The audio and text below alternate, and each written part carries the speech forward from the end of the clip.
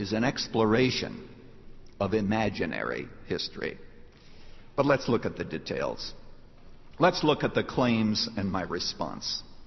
First of all, claim number one, the Council of Nicaea was convened in 325 by Constantine for the purpose of affirming the deity of Christ and accepting an agreed upon New Testament canon. Thus, the novel says, Constantine invented the divinity of Jesus, and there were actually 80 books that vied for a position in the canon, but all were rejected except the Gospels of Matthew, Mark, and Luke, and the others, so that Constantine could identify heretics and keep the leadership of the church in male hands. It's all about power, remember. Well, how do you like that for historical claims? I want you to know it is true that Constantine convened the Council of Nicaea in 325. Everything else in the novel is bogus. Constantine did not invent the deity of Jesus Christ. The deity of Christ is found in the New Testament, and all the church fathers believed in the deity of Christ. We have quotations for the hundreds of years before the council consistently affirming the deity of Christ. The reason that the Council of Nicaea was called is because there was a heretic by the name of Arius who was denying the deity of Jesus Christ, and the bishops met to resolve the matter. The novel says, well, you know, the deity of Jesus just passed by a close vote. Really?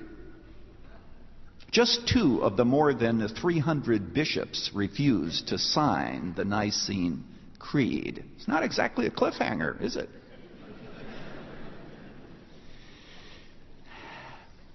And there were not 80 books that vied for the canon. We'll get into that in a moment. The New Testament was already agreed upon at that time. The canon was complete in the New Testament, the way in which there were 1 or 2 books that were still being discussed, but the canon, as we understand it, was already accepted by the church. This idea that the Council of Nicaea had 80 books to consider is imaginary history. Well, let's go on to claim number 2, that the so-called Gnostic Gospels give a more reliable account of the life of Jesus than the canonical Gospels. Canonical, you remember, means part of the canon, the Bible that we have.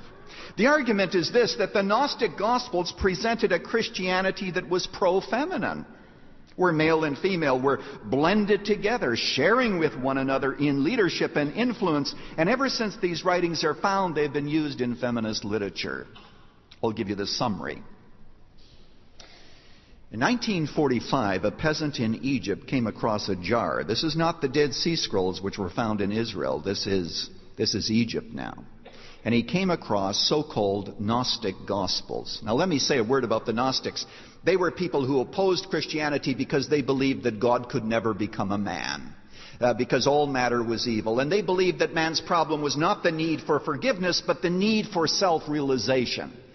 And what they did to give their writings credibility is to say that their writings were written by various apostles. For example, you have the Gospel of Thomas, you have the Gospel of Philip, and so forth. Well, what about these Gnostic Gospels? Even the most radical scholar says that the earliest of them would be about 150 A.D., which would be 100 years after the time that Jesus was crucified or more. Some of them go to the 4th and the 5th and even the 6th centuries. And the question is, who would you believe, by the way? Would you believe the credibility of someone who was an eyewitness to, say, Lincoln, or somebody who speculated years later as to what Lincoln might have said? The Gnostic Gospels are non-historical and even anti-historical. They contain little narrative and no sense of chronology. They make no serious pretense to being a life of Christ. See, one of the problems is that when we read a novel like the DaVinci Code, we say, well, what about these Gnostic Gospels? We wonder what they are really like. And so because you don't get a chance to read them, of course, they've been translated, and so some of us have had the opportunity of reading them and catching a flavor. Could I take out a minute of your life to give you a flavor of the Gospel of Thomas, which is the most famous of the Gnostic Gospels? It claims to have 114 sayings of Jesus. I've chosen number 22. Jesus said to them, when you make the two into one, and when you make the inner like the outer, and the outer like the inner, and the upper like the lower, and when you make the male and female into a single one, so that the male will not be a male, nor the female be a female, and when you make the eyes in the place of an eye, and a hand in the place of a hand, a foot in the place of a foot, an image in the place of an image, then you will enter the Father's domain. Sounds just like Jesus, doesn't it? You have to read these Gospels before you get the flavor of them. Well, you may be saying today, Pastor Lutzer, the DaVinci Code, that's history. Yes, the book is history, the movie, I'm sure, is history.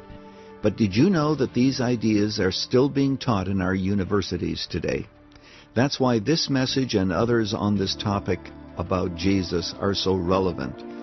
You know someone who needs to hear them, and at the end of this broadcast, you'll find out how they can be yours. Dr. Erwin Lutzer with Part 1 of The Jesus of the DaVinci Code, the second message in his series on rumors about Jesus. Tomorrow, more fictional claims versus New Testament realities. Running to Win comes to you from the Moody Church in Chicago. Rumors About Jesus can be yours as a 5-message CD series, sent as our thank you when you give a gift of any amount to support Running to Win. Just call 1-800-215-5001. That's 1-800-215-5001. Online, go to offerrtw.com. That's offerrtw, all one word, .com. Or write to Running to Win at Box 11174, Chicago, Illinois, 60611. This is Dave McAllister. Tomorrow, more about the Jesus of the DaVinci Code. Don't miss our next Running to Win.